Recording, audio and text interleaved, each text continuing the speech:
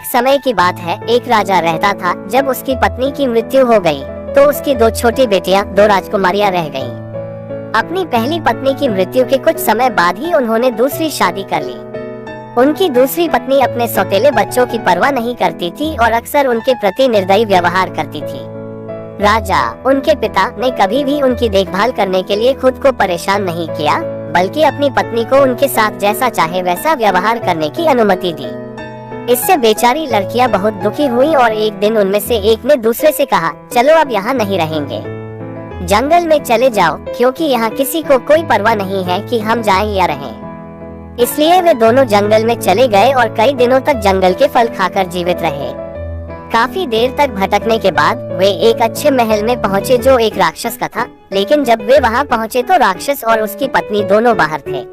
राजकुमारियों में से एक ने दूसरी से कहा, जंगल के बीच में यह बढ़िया महल उस भयानक राक्षस के अलावा किसी और का नहीं हो सकता जिसने इतने लंबे समय से हमारे लोगों को चोट पहुंचाई है। लेकिन अब घर पर कोई नहीं है, चलो अंदर चले और देखें कि क्या हमें खाने के लिए कुछ मिल सकता है।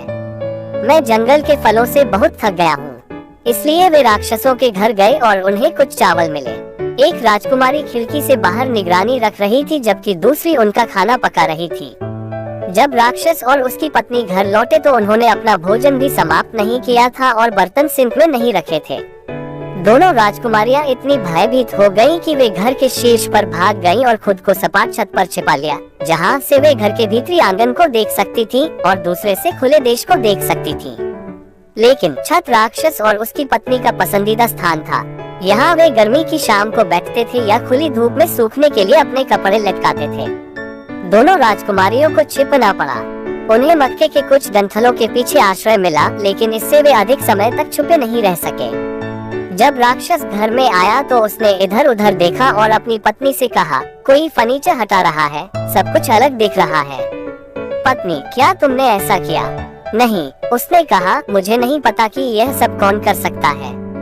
कोई चावल भी पका रहा है, राक्षस ने आगे कहा। पत्नी, क्या तुमने चावल बनाए? नहीं, उसने उत्तर दिया, मैंने ऐसा नहीं किया, मुझे नहीं पता कि किसने किया। फिर राक्षस हवा में अपनी नाक ऊपर करके कई बार इधर उधर घूमता रहा और कहता रहा, अभी यहाँ कोई है, मुझे मानव मांस और खून की गंध आ रही है। वे कहाँ हो सकते हैं? सामान और बकवास, पत्नी ने कहा, वास्तव में तुम्हें मांस और खून की गंध आती है। क्यों? जितने मनुष्यों को तुमने आज सुबह ही मार डाला, मुझे आश्चर्य होगा कि क्या तुम्हें अभी भी मांस और खून की गंध नहीं आई है। वे इसी तरह झगड़ते रहे जब तक राक्षस ने कहा, ठीक है, कोई बात नहीं, मुझे नहीं पता कि यह कैसा है, लेकिन मैं बहुत प्यासा हूँ, चलो बाहर चलते हैं और थोड़ा पानी पीते हैं। इसलिए राक्षस और उसकी पत्नी दोनों घर के निकट एक कुएं के पास गए और उसमें घड़े डालने लगे और पानी निकालकर पीने लगे। और राजकुमारियों ने, जो घर की छत पर थीं, उन्हें देखा। अब दोनों राजकुमारियों में से छोटी एक बहुत ही चतुर लड़की थी, और जब उसने कुएं के पास राक्षस और उसकी पत्नी को देखा तो उसने अपनी बहन से कहा, मैं अब कुछ ऐसा करूंगी जो हमारे लिए अच्छा होगा और सभी के लिए अच्छा होगा। घर के ऊपर से तेजी से नीचे भागते हुए वह ओगरे और उसकी पत्नी के पीछे रेंगती हुई चली गई, क्योंकि वे कुएं के किनारे पर पंजों के बल खड़े थे। लड़की ने एक हाथ से राक्षस की एक एड़ी पकड़ ली और दूसरे हाथ से उसकी पत्नी की एक एड़ी पकड़ ली। दोनों को एक जोरदार धक्का दिया और राक्षस को कुएं में गिरा दिया। वे दोनों डूब गए। राजकुमारी फिर अपनी बहन के पास लौटी और बोली, मैंने राक्षसों को मार डाला। क्या? वे दोनों? उसकी बहन चिल्लाए। हाँ, दोनों, उसने कहा। क्या वे वापस नहीं आएंगे? उसकी बहन ने कहा। कभी नहीं, उसने कहा। इसलिए दोनों राजकुमारियां लंबे समय तक राक्षस के घर में खुशी से रहीं। इसमें उन्हें समृद्ध कपड़े और गहने, सोना और चांदी मिले, जिन्हें राक्षसों ने उन लोगों से लिया था जिन्हें उन्होंने मार डाला था। हर सुबह सबसे छोटी राजकुमारी मुर्गियों के झुंड और गायों के झुंड की देखभाल करती थी, उन्हें चरागाह में ले जाती थी, जबकि बड़ी राजकुमारी घर पर रहती थी, रात का खाना बनाती थी और घर की देखभाल करती थी। छोटी राजकुमारी, जो बुद्धिमान थी, अक्सर सुबह अपनी बहन से कहती थी, ध्यान रखना कि अगर तुम किसी अजनबी, चाहे वह पुरुष, महिला या बच्चा हो, को घर में आते हुए देखो तो छुप जाना, ताकि कोई भी जान सकते हैं कि हम यहीं रहते हैं। यदि कोई पुकार कर पानी मांगे या कोई गरीब भिखारी भोजन मांगे तो उन्हें देने से पहले ये सुनिश्चित कर ले कि आप फटे पुराने कपड़े पहन ले और अपना चेहरा कोयले से ढक ले और स्वयं भोजन कर ले। जितना संभव हो उतना बदसूरत दिखने वाला, अन्यथा ये देखकर कि तुम कितनी गोरी हो वे तुम्हें चुरा लेंगे और हम फिर कभी नहीं मिलेंगे। बहुत अच्छा, उसकी बड़ी बहन जवाब देती थी, आप जैसा कहेंगे मैं वैसा ही करूँगी। परंतु बहुत समय बीत गया और कोई भी उस रास्ते से नहीं आया। आखिरकार एक दिन छोटी राजकुमारी के बाहर जाने के बाद एक बूढ़ी रानी जो पड़ोसी राजा की पत्नी थी, जो अपने सेवकों के साथ कई दिनों से यात्रा कर रही थी, पानी की तलाश में उस स्थान के पास आए। उसके लिए और उसके लिए उसके लोग पूरे जंगल में नदी की तलाश कर रहे थे, लेकिन उन्हें कोई नदी नहीं मिली। जब रानी ने जंगल के बीचों बीच अकेले खड़े उस सुंदर महल को देखा तो वह बहुत आश्चर्यचकित हुई और बोली, यह एक अजीब बात है कि किसी ने जंगल की गहराई में इस तरह का घर बनाया होगा। आइए अंदर चलें, मालिक निस्संदेह हमें पानी पिलाएंगे। नहीं नहीं मत जाओ, उसके परिचारक चिल्लाए, ये निश्चित रूप से एक राक्षस का घर है। मुझे यहाँ बहुत भयानक जीवन के बारे में शायद ही सोचना चाहिए, क्योंकि यहाँ कोई ध्वनि हलचल नहीं है, न ही कोई जीवित प्राणी देखा जा सकता है। इसलिए वह दरवाजा खटखटाने लगी जिस पर ताला लगा हुआ था और बोली, जो कोई इस घर का मालिक है, क्या वह मुझे और मेरे लोगों को पीने के लिए कुछ पानी देगा? लेकिन किसी ने उत्तर नहीं दिया, क्योंकि राजकुमारी, जिसने उसे आते हुए सुना था, अपने कमरे में व्यस्त थी, अपना चेहरा कोयले से काला कर रही थी और अपनी समृद्ध पोशाक को चित्रों से ढक रही थी। तब रानी अधीर हो गई और दरवाजा हिलाते हुए गुस्से से बोली, मुझे अंदर आने दो, तुम जो भी हो। अगर तुम नहीं करोगे तो मैं जबरदस्ती दरवाजा खोल दूंगी। इस पर बेचारी छोटी राजकुमारी बुरी तरह डर गई और अपना चेहरा काला करके और खुद को जितना संभव हो उतना बदसूरत बनाकर पानी का घड़ा लेकर नीचे की ओर भागी। दरवाजा खोलकर उसने रानी को पीने के लिए घड़ा दिया, लेकिन रानी डर के मारे कुछ नहीं बोली। अब रानी एक बहुत ही चतुर महिला थी और जैसे ही उसने पानी पीने के लिए घड़ा मुंह के पास उठाया, उसने मन में सोचा, यह एक बहुत ही अजीब दिखने वाला प्राणी है जो मेरे लिए यह पानी का जग लाया है। वह बहुत सुंदर होगी, लेकिन ऐसा लगता है कि उसके चेहरे को धोने की जरूरत है और उसकी पोशाक भी बहुत गंदी है। उसके चेहरे और हाथों पर वह काली चीज क्या हो सकती है? ये बहुत अप्राकृतिक लगता है और इसलिए पानी पीने के बजाय उसने उसे राजकुमारी के चेहरे पर फेंक दिया। राजकुमारी थोड़ा रोने के साथ वापस जाने लगी, जबकि पानी उसके चेहरे से बहता हुआ कोयले को धो रहा था और उसकी नाजुक विशेषताओं और सुंदर रंग को दिखा रहा था। रानी ने उसका हाथ पकड़ लिया और बोली, अब सच बताओ, तुम कौन हो? कहाँ से आए हो? तुम्हारे पिता और माता कौन है? और तुम यहाँ जंगल में अकेले क्यों हो? मुझे उत्तर दो या मैं तुम्हारा सिर काट दूंगा। और उसने अपने एक रक्षक को बुलाया जिसने अपनी तलवार निकाल ली।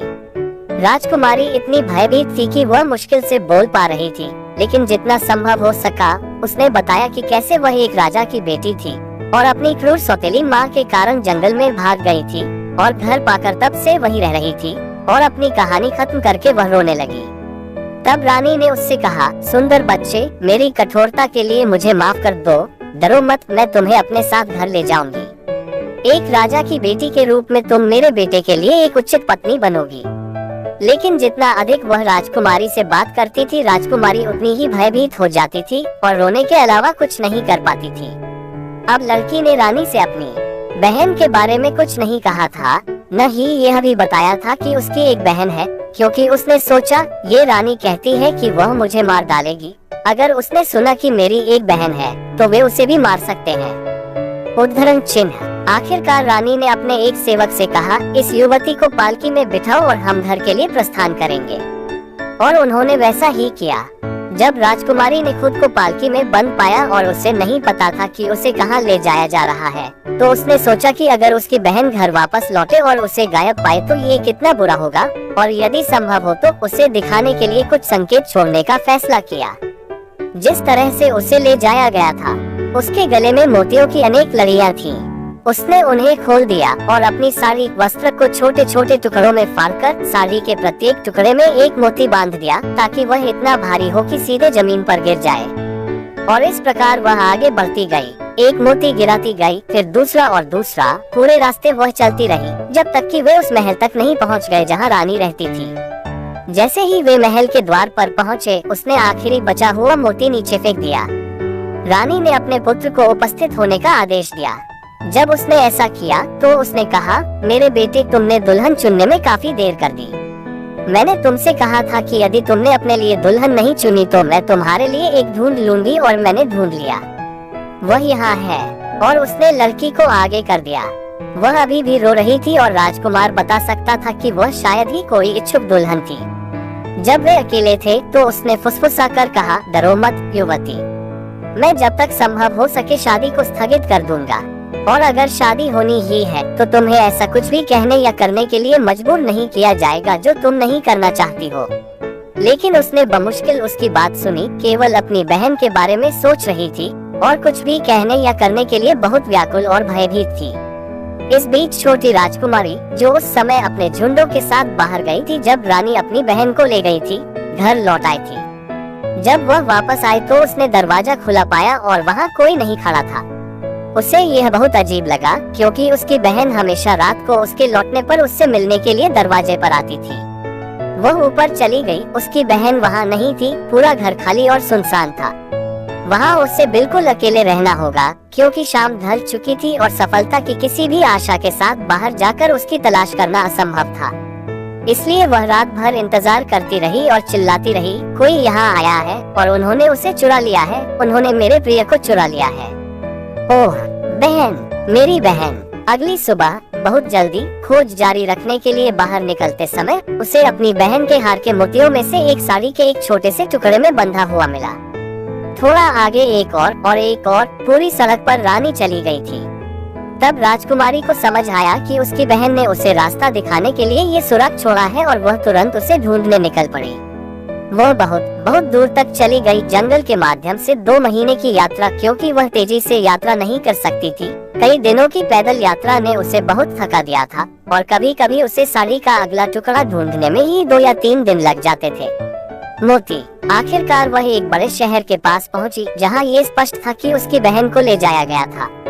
अब ये युवा राजकुमारी वास्तव में बहुत सुंदर थी, जितनी सुंदर वह बुद्धिमान थी। और जब वह शहर के पास पहुंची तो उसने मन में सोचा, अगर लोग मुझे देखेंगे तो वे मेरी बहन की तरह मुझे भी चुरा लेंगे और फिर मैं उन्हें कभी नहीं पा सकूंगी। उसे फिर से मैं अपना भेष बदलूंगा।